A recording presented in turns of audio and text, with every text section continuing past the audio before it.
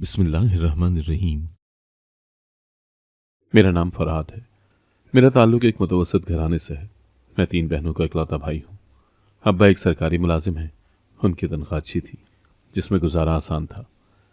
इसके अलावा अम्मा का अपना कपड़ों का बुटीक था, जिसमें बहनें उनका हाथ बटाती। शुरू में वो खुद कपड़े डिज़ाइन करके सिलाई करती थी, मेहनती थी।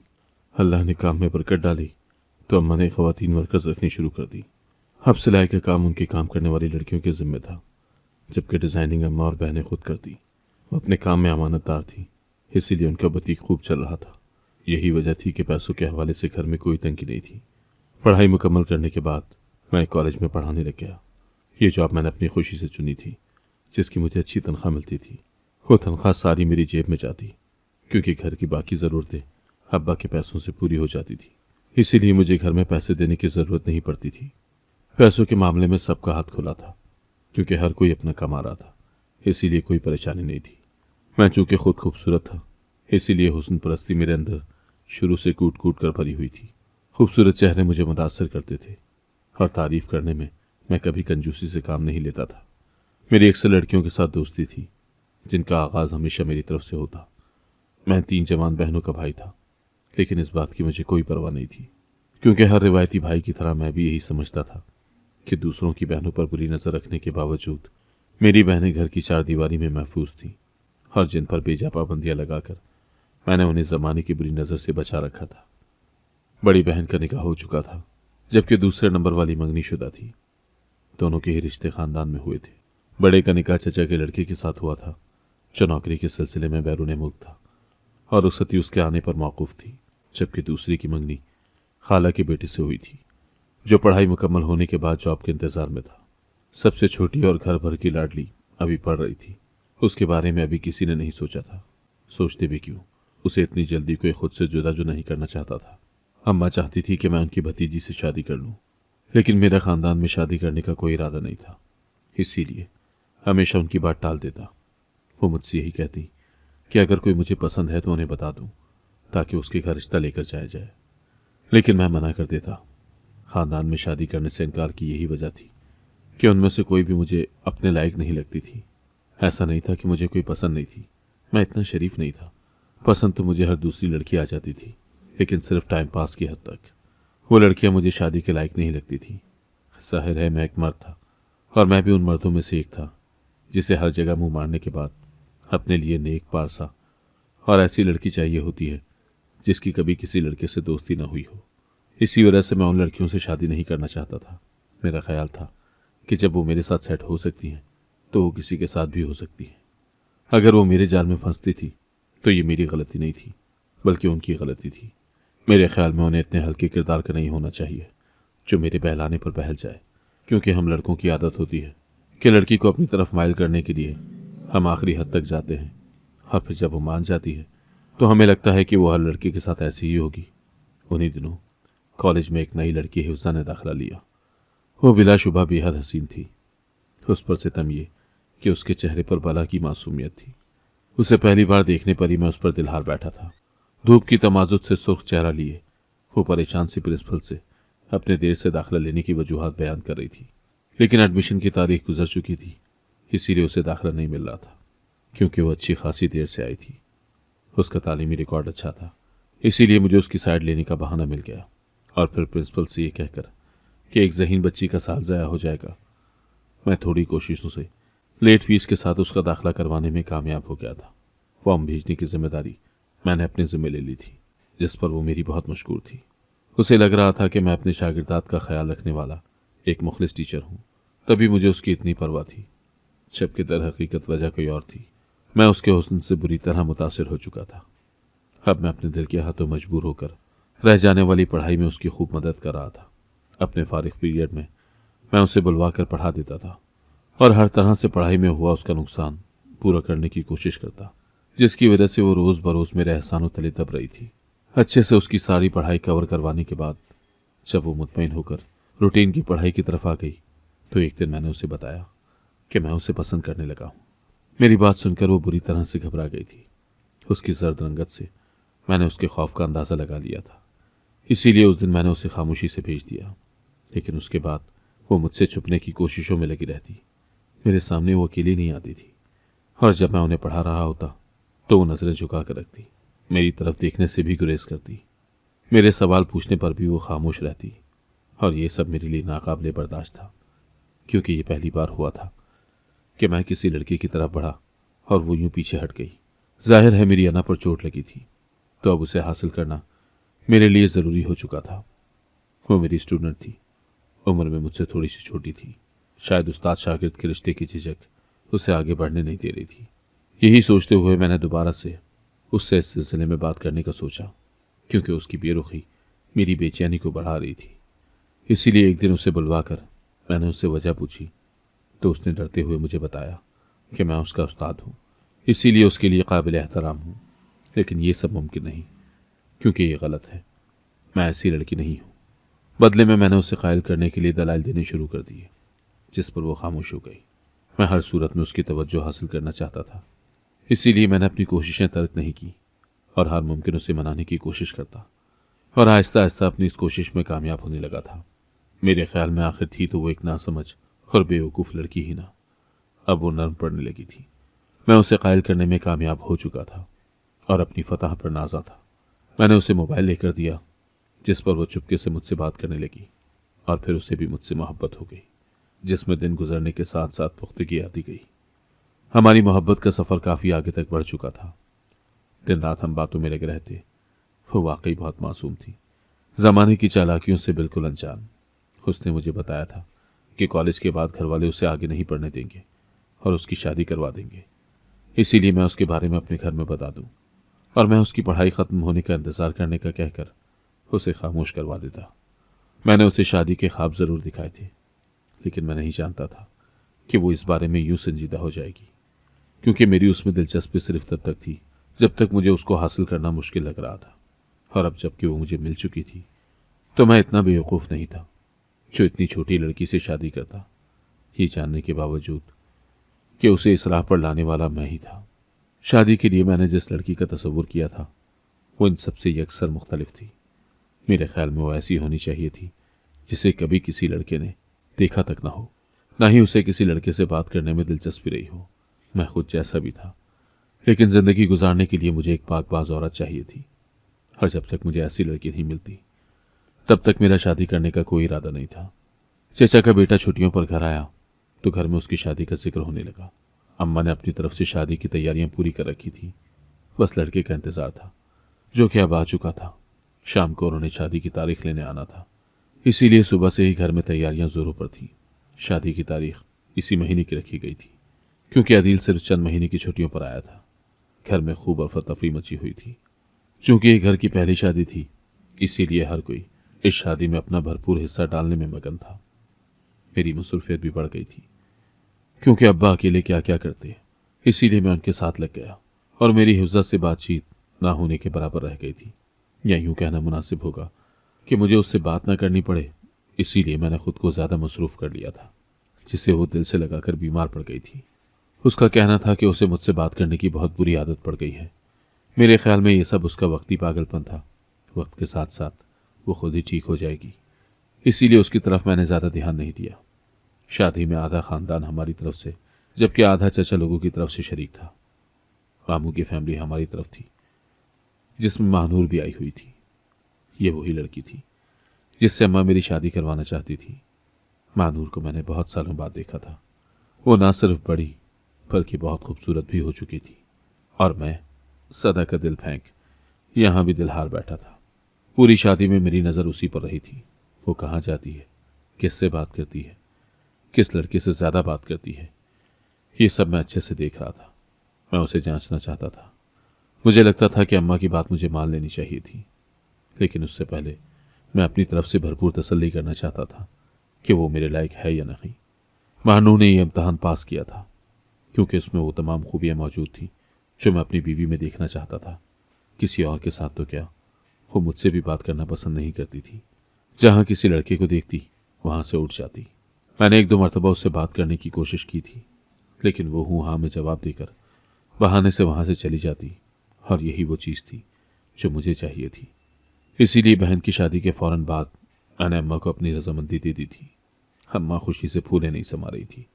उनके बस में नहीं था कि मेरा चट मंगनी और पट ब्याह करा देती, लेकिन मैंने उन्हें कहा कि इतनी जल्दी सब करने की जरूरत नहीं है, लिहाजा मंगनी के बाद आराम से वो मेरी शादी की तैयारियां करें। ऐसे में मैं हिफ्जा को मुकम्मल तौर पर फरामोश कर चुका था। वैसे भी उसका कॉलेज पूरा होने वाला था, तो मेरे ख्याल में अब उससे पीछे छुड़ाना आसान हो गया था, क्योंकि वो मुझे सिर्फ मोबाइल और कॉलेज की हद तक जानती थी। मैंने उसे अपने बारे में कोई ऐसी मालूमात नहीं दी थी जो बाद में मेरे लिए परेशानी का सबब बनती, और ये मैं हर लड़की के साथ करता था। यही वजह थी कि हमेशा की तरह इस बार भी मैं मुतमईन था। हिफ्जा की हर बात अब शादी के जिक्र से शुरू होकर शादी पर ही खत्म होती, जिससे मुझे चिढ़ होने लगी थी। एक दिन उसने ज्यादा मजबूर किया तो मैंने तंग आकर उससे कहा कि मेरे घर वाले मेरी तुमसे शादी पर कभी नहीं मानेंगे, इसीलिए बेहतर यही है कि तुम मुझे भूल जाओ। मैं इस बारे में मजबूर हूं। मेरी दो टोक बात पर वो एकदम खामोश हो गई थी। मैंने उससे कहा था कि वो ये सिम तोड़ दे और अब दोबारा मुझसे कभी राब्ता न करे, क्योंकि मेरी शादी होने वाली है और मैं अपनी बीवी को धोखा नहीं देना चाहता। मैंने उससे बात करना खत्म कर दी थी। उसने मेरी बहुत मिन्नतें की थी कि मैं उससे बात करना नहीं छोड़ूं, लेकिन मैंने उसकी एक नहीं माननी थी, ये तो तय था। मैंने उसे अपनी मोहब्बत का वास्ता देकर पीछे छुड़ाया था कि उसकी एक ऐसी मोहब्बत थी मुझसे जो वो मेरी मजबूरी में मेरा साथ नहीं दे सकती, और वो हमेशा की तरह मेरी इस बात में भी आ गई थी। मर्द इस मामले में कभी भी मजबूर नहीं होता। वो अगर सच्ची मोहब्बत कर ले तो दुनिया की कोई ताकत उसे अपनी मोहब्बत को हासिल करने से नहीं रोक सकती। वो किसी कीमत पर भी अपनी पसंदीदा औरत को किसी और के लिए नहीं छोड़ता, उसे हासिल करके रहता है। और जब वो किसी औरत से उकता जाता है तो यूं ही अपनी मजबूरियों का रोना रोकर दामन छुड़ा लेता है। मैंने भी यही किया था। उसे अपनी मोहब्बत में लगाकर मैं उसे बीच रास्ते पर छोड़कर अपनी जिंदगी में मसरूफ हो चुका था। हिफ्जा से पहले मेरी जितनी भी लड़कियों से बातचीत रही थी वो सिर्फ दोस्ती की हद तक रही थी, या फिर फ्लर्ट मोहब्बत के दावे। मैंने इसके अलावा किसी के साथ कुछ नहीं किया था। उसके बाद मैंने कभी दोबारा पीछे मुड़कर उसकी खबर नहीं ली, ना ही उसने कभी मेरे रास्ते में आने की कोशिश की। मेरी शादी की तैयारियां शुरू हो चुकी थी। अम्मा अब्बा दोनों ही चाहते थे कि मेरी बहन और मेरी शादी साथ में हो, और इस सिलसिले में अम्मा ने खाला से भी बात कर रखी थी, जो इस बात पर तैयार थी। मेरे वलीमे वाले दिन उसकी बारात होनी थी, लेकिन जिस दिन उन्होंने शादी की तारीख लेने आना था उस दिन वो नहीं आए। हम पूरा दिन इंतजार करते रहे। फोन मिलाया तो किसी ने रिसीव नहीं किया। अगले दिन खाला ने रोते हुए कॉल करके बताया कि फुरकान ने शादी करने से इनकार कर दिया है। वो किसी और को पसंद करता है और उसी से शादी करना चाहता है। ये सुनकर अम्मा पर पहाड़ टूट पड़ा था। उन्हें फुरकान बहुत अजीज था। शादी के इनकार की वजह जानकर मेरा खून खौल उठा था। मेरे अंदर का गैरतमंद भाई जाग उठा था। मैंने उसे खूब गालियां दी। खाला अपने बेटे के इस फैसले से बहुत अफसुर्दा थी। वो हर हाल में उसे मनाने की कोशिश कर रही थी, लेकिन उसका कहना था कि अगर उसने मेरी बहन से शादी कर भी ली तो वो उसे खुश नहीं रख सकेगा। वो इस सिलसिले में मुझसे और अम्मा से माफ़ी मांगने भी आया था, लेकिन मैंने तैश में आकर उसे बाहर निकाल दिया था। उसकी ये बात एक तरह से ठीक ही थी। अगर वो दबाव में आकर मेरी बहन से शादी कर भी लेता तो दोनों को समझौते की जिंदगी गुजारनी पड़ती, और बाद में छोड़ने से अच्छा था कि वो अभी पीछे हट जाए। उसे अपनी पसंद का पूरा अख्तियार होना चाहिए था, लेकिन ये बात मैं क्यों मानता। मैंने अम्मा को खाला लोगों की फैमिली को शादी में बुलाने से सख्ती से मना कर दिया था, ये जानने के बावजूद भी कि उनके इस सारे मामले में कोई गलती नहीं थी। वो बार बार हमसे माजरत कर रही थी। अपने बेटे से उन्होंने बातचीत बिल्कुल बंद कर दी थी, लेकिन मुझे इन बातों की अब कोई परवाह नहीं थी। मैं घर का बेटा था, इसीलिए मेरी बात मानना उन सब के लिए ज़रूरी था। इसी तरह हमारे उनके साथ ताल्लुकात ख़त्म हो गए। अम्मा ने रिश्ता टूटने का इतना सदमा लिया कि बीमार पड़ गई। मेरी शादी में भी वो बीमार रही, जबकि बहन मुतमईन थी। उसका कहना था कि जो हुआ इसमें मसलहत होगी। बात की तकलीफ से अच्छा है कि उसे वक्ती तौर पर थोड़ा सा दुख हो। वैसे भी उसकी फुरकान से कोई जहनी वाबस्तगी नहीं थी, इसीलिए वो खुश है। मैं नहीं जानता था कि वो हमें मुतमईन करने के लिए ऐसा कह रही थी। यह हकीकत में ऐसा ही था। अम्मा की तबीयत की वजह से मैं अपनी शादी को अच्छे से एंजॉय भी नहीं कर पाया। मुझे दिल से सारे फंक्शन अटेंड किए। शादी की रात भी उनकी तबीयत खराब हो गई थी, जिसकी वजह से सबने उनके साथ जाग कर रात गुजारी थी। जैसे तैसे करके फंक्शंस खत्म हुए थे। थकन और मसरूफियत की वजह से महानूर से मेरी ठीक से बात तक नहीं हो पाती थी। वो खामोश खामोश सी ही रहती थी। मुझे वक्त ना देने पर भी कोई गिला नहीं करती थी, और इस बात पर मैं बहुत मुतमईन था कि खुशकिस्मती से मुझे इतनी साबिर बीवी मिली है। दिन इसी तरह गुजरते रहे। कॉलेज से आने के बाद मैं अम्मा के साथ मसरूफ रहता। उनकी दवाइयाँ, अस्पताल के चक्कर, ये सब मेरे जिम्मे था। ऐसे में महानूर के साथ मेरा ताल्लुक सिर्फ बातचीत की हद तक ही था। वो अक्सर मुझे बेचैन और परेशान दिखती थी। शुरू में इसे मैं अपना वहम समझकर नज़रअंदाज कर देता था, लेकिन फिर जब मैंने इस बारे में उससे बात की तो उसने टाल दिया। महानूर अपने साथ एक बिल्ली लाई थी, स्याह और सफ़ेद रंगत की। वो बेहद खूबसूरत थी। मुझे लगता था कि उसे बिल्लियों का शौक होगा, लेकिन इस मखसूस बिल्ली के अलावा उसे बाकी बिल्लियों में कोई दिलचस्पी नहीं थी। उसकी बिल्ली बहुत अजीब हरकतें करती। महानूर के साथ वो बहुत अटैच थी, लेकिन मुझसे उसे खुदा वास्ते का बैर था। मेरे प्यार करने पर वो बुरी तरह से बिफर जाती थी। पूरा दिन मुझे बुरी तरह से घूरती रहती। मैं उसके लिए अजनबी था, इसीलिए शायद मुझसे मानूस होने में उसे वक्त लगता। यही सोचकर मैं उसकी हरकतों को नज़रअंदाज कर देता। उन दिनों कराची के हालात बहुत ख़राब चल रहे थे। आए दिन चोरी और डकैती की वारदातों ने हमें मोहताज से मोहताज तर कर दिया था। घर से बाहर निकलते वक्त मैं उन्हें अच्छे से दरवाज़ा बंद करने और किसी भी अजनबी के लिए ना खोलने की ताकीद कर जाता। लेकिन किस्मत में आई को कौन टाल सकता है। उस दिन कॉलेज से वापसी पर मैं बाइक को बाहर खड़ा करके अम्मा की दवाई की पर्ची लेने घर गया तो बाहर से मेरी बाइक चोरी हो गई। और ये सब सिर्फ 5 मिनट के कलील अरसे में हुआ था। मेरी नई हैवी और पसंदीदा बाइक थी जो मैंने हफ्ता भर पहले ही खरीदी थी, इसीलिए उसके चोरी होने का मुझे बहुत दुख हुआ था। लेकिन शुक्र था कि अल्लाह ने किसी बड़े नुकसान से बचा लिया था। उस वाक़े के बाद मैंने घर के अंदर और बाहर सीसीटीवी कैमरे लगा लिए थे। ये सब मैंने एहतियात के पेश नज़र किया था, लेकिन मैं इस बात से बेखबर था कि यह एहतियात मुझे महंगी पड़ने वाली है। वो इतवार का दिन था। मैं हस्बे मामूल देर से उठा था। आज का दिन फारिग था, इसीलिए मैंने हफ्ते भर की कैमरे की रिपोर्ट देखनी चाहिए, जो मैं ऐसे ही हफ्ते बाद देखा करता था। बाकी दिनों की रिपोर्ट तो नॉर्मल थी, लेकिन 2 दिन पहले की जो रिपोर्ट मैंने देखी उसने मुझे हैरान किया था। ये उस रात की वीडियो थी जब मैं अपने कोलीग्स के साथ डिनर पर गया था और रात को देर से घर लौटा था। उसमें महानूर अपनी बिल्ली को गोद में लिए मोहतात अंदाज में बैरूनी दरवाजे को खोलकर किसी से बातें कर रही थी। वो जो कोई भी था, मैं उसका चेहरा नहीं देख पाया था क्योंकि उसने मास्क लगाया हुआ था। लेकिन महानूर की बिल्ली उस इंसान से बहुत मानूस थी। वो उसके साथ खेल रही थी और बार बार उसकी गोद में चढ़ने की कोशिशों में थी, जबकि वो इतनी जल्दी किसी से मानूस नहीं होती थी। इसका यही मतलब था कि वो उस शख्स को पहले से जानती है। तो क्या वो इससे पहले भी इस तरह यहाँ आता रहा था? लेकिन वो था कौन जो यूं रात के अंधेरों में चोरों की तरह मेरे घर की दहलीज पर खड़ा मेरी बीवी से बातें कर रहा था?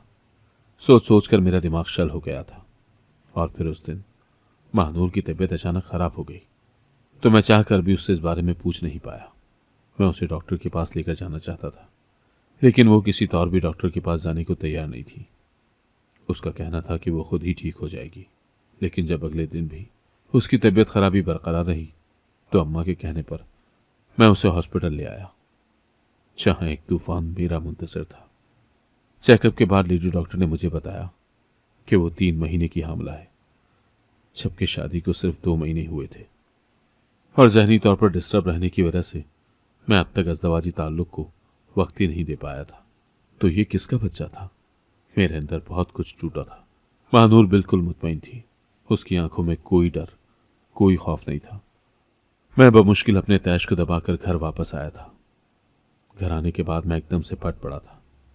उसने मुझे निहायत आराम से बताया था कि उसकी शादी मेरे साथ ज़बरदस्ती कराई गई है। उसे मुझ में बिल्कुल भी दिलचस्पी नहीं थी, क्योंकि वो किसी और से मोहब्बत करती थी और अब भी करती है। लिहाजा वो मेरे साथ ज़िंदगी नहीं गुजारना चाहती। मेरे सर पर एक पहाड़ टूटा था। ये मेरी मर्दानगी पर एक ऐसी चोट थी जिसने मुझे अंदर तक झंझोड़ दिया था। मेरी बीवी किसी और के इश्क में मुब्तला थी और उसे इस पर बिल्कुल भी पशेमानी नहीं थी। मैंने उसे उसी वक्त तलाक देकर घर भिजवा दिया था और वो खुशी खुशी चली भी गई थी, किसी से भी मिले बगैर। ये मेरी ज़िंदगी का एक ऐसा नाकाबिले कबूल इंकिशाफ था जिसे मैं अपने जहन से किसी तौर भी नहीं झटक पा रहा था। मेरे वहम गुमान में भी नहीं था कि मेरी बीवी मुझे इस तरह से धोखा देगी। ये सदमा मेरे लिए बहुत बड़ा था। मेरे माजी के अमाल की सज़ा मुझे इस तरह से मिली थी। मुझे एकदम हिफ्सा का मासूम चेहरा याद आया था। क्या ये उसका दिल दुखाने की सज़ा थी या कुछ और? उसे मैंने सिर्फ इस वजह से अपनाने से इनकार किया था कि वो मुझे अपने लायक नहीं लगी थी। उसके किरदार से अच्छी तरह वाकिफ होने के बावजूद भी सिर्फ इस लालच में कि मुझे एक नेक औरत मिलेगी, मैंने उसे बुरी तरह से धुतकार दिया था। हर बदले में मुझे क्या हासिल हुआ था? मेरे सारे बड़े बोल मुझे अपना मजाक उड़ाते महसूस हुए। मुझे एकदम शर्मिंदगी के शदीद एहसास ने आ घेरा था। जहन पर छाई गफलत के बादल छटने लगे थे। मेरी भी 2 बहनें गैर शादीशुदा थी। अगर मेरी ही तरह एक कमजोर इंसान उन्हें अपनी मोहब्बत के झांसे में फंसाकर बीच राह में छोड़ जाए तो ये सब मेरे लिए कितना तकलीफदेह होगा। मैंने अल्लाह से खूब माफिया मांगी थी, उसका बेइंतहा शुक्र भी अदा किया था कि उसने मुझे अगरचे एक ठोकर के बाद ही सही लेकिन अपनी गलतियों का एहसास दिलाया था और मेरी पूरी उम्र गफलत में गुजरने से बचा ली थी। मैंने हिफ्जा को ढूंढने की बहुत कोशिश की थी लेकिन उन्होंने वो घर छोड़ दिया था और अब उसे ढूंढने का कोई रास्ता नहीं था मेरे पास। अब तक तो उसकी शादी भी हो चुकी होगी क्योंकि उसने मुझे बताया था कि घर वाले उसकी शादी जल्द करवा देंगे। मुझे अब उसकी मासूमाना बातें बहुत याद आती थी। वक्त गुजरने के साथ साथ मेरी तड़प और एहसास पशिमानी में इजाफा होता जा रहा था। मैं अल्लाह से हर वक्त बस ये दुआ मांगता कि सिर्फ एक मरतबा उसे मेरे सामने ले आए ताकि मैं उससे माफ़ी मांग सकूं। और फिर आखिर एक दिन मेरी ये दुआ कबूल हो गई। मैंने उसे हर जगह तलाशा था जहां मुझे उसके मिलने की उम्मीद थी, लेकिन वो मुझे मिली भी तो कहाँ। मेरी शादी के तकरीबन 1 साल बाद का एक दिन था।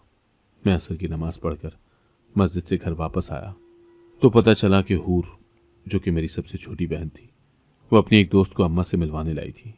हुरिया अपने उस दोस्त को भाभी बनाना चाहती थी। वो जानती थी कि मैं शादी से शदीद एलर्जिक हो चुका हूँ।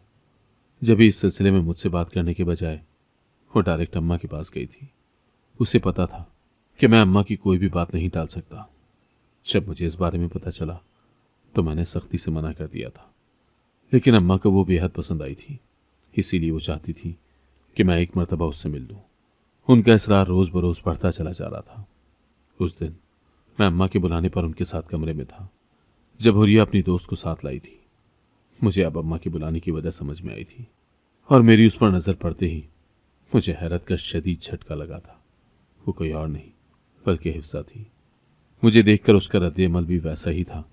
वो भी मेरी तरह शदीद हैरत का शिकार थी। और फिर मैं खामोशी से बाहर निकल आया था। तशक्कुर के एहसास से मेरी आंखों से आंसू निकल पड़े थे। मेरा रब कितना मेहरबान था, जिसे मैं इतने अरसे से मांग रहा था, आज उसे मेरे मुकाबिल ला खड़ा किया था। मैंने अम्मा को रजामंदी दे दी थी। मेरा बस नहीं चल रहा था कि उसे फौरन अपने घर ले आऊं। मेरे हामी भरने पर अम्मा और हुरिया दोनों ही बेतहाशा खुश हुई थी, लेकिन ये खुशी ज्यादा देर बरकरार नहीं रह पाई क्योंकि हिफ्जा ने रिश्ते से इनकार कर दिया था। उसके घर वालों ने हर मुमकिन उसे मनाने की कोशिश की थी क्योंकि वो मुझे पसंद करते थे, लेकिन उसकी ना हाँ में नहीं बदली। वो अपनी जगह दुरुस्त थी। मैंने उसे कम तकलीफ नहीं दी थी। उसकी इनकार की वजह भी मैं अच्छे से जानता था। इसीलिए मैंने खुद उससे बात करने का फैसला किया। वो बहुत जिद्दी हो गई थी। मुझे माफ करने के बावजूद वो मुझसे शादी नहीं करना चाहती थी। और फिर मैं एक मरतबा फिर उस रहमान के दर पर गया था जहां से कोई खाली हाथ नहीं जाता। 3 महीनों की मुसलसल कोशिशों, माफियों और मन्नतों के बाद वो मान गई थी। इस पूरे अरसे में मेरी और उसकी फैमिली ने मिलकर मेरा साथ दिया था। यही वजह थी कि उसे मनाना थोड़ा आसान साबित हुआ था। अगर वो सालों तक नहीं मानती तो मैं उसे सालों तक मनाता रहता, क्योंकि मेरी ज़ात से जो तकलीफ़ें मैं उसे पहुंचा चुका था, मैं उसके लिए जितना भी कर लूं उन सब का अजाला किसी तौर पर मुमकिन नहीं। लेकिन मैंने उसे ज़िंदगी की सारी खुशियां देने का फैसला कर लिया था। आज मेरी उससे शादी हो चुकी है। मैं हर तरह से उसका खूब ख्याल रखता हूँ। उसकी हर बात मुंह से निकलने से पहले ही पूरी कर देता हूँ। शुरू में वो मुझसे थोड़ी सी नाराज़ रही थी, लेकिन वो दिल की इतनी अच्छी है कि ज़्यादा देर किसी से नाराज़गी बरकरार नहीं रख सकती। अक्सर तो वो खुद ही भूल जाती है कि वो फला इंसान से नाराज़ है। और ये बात मेरे लिए अच्छी साबित हुई है और हम एक खुशहाल जिंदगी गुजार रहे हैं। अगर आपको आज की कहानी पसंद आई है तो वीडियो को जरूर लाइक कीजिएगा और अपने दोस्तों के साथ भी शेयर कीजिएगा। और हाँ, अगर आपने अभी तक हमारा चैनल सब्सक्राइब नहीं किया तो जरूर सब्सक्राइब करें। मिलते हैं कल एक नई और दिलचस्प कहानी के साथ। अल्लाह हाफिज।